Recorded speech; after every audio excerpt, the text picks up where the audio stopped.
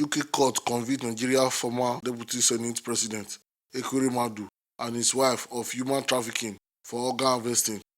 The Old Bailey Court in London, UK on Thursday found the Nigeria former lawmaker, Senator Ekweremadu, and his wife Beatrice, and a medical doctor guilty of an organ harvesting plot involving a London NHS hospital. Senator Ekweremadu and his wife and the medical doctor identified as Dr. Obinna were convicted at the Old Bailey of conspiring to exploit a young man from Lagos for his body parts.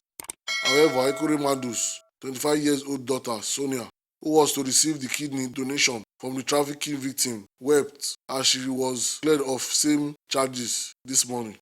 The former Deputy Senate President and his wife were arrested in UK and charged with trafficking of a 21-year-old street trader from Lagos for harvesting organ with intent to provide a kidney to Sonia in the sum of $80,000 of a private transplant at a Royal Free Hospital in London.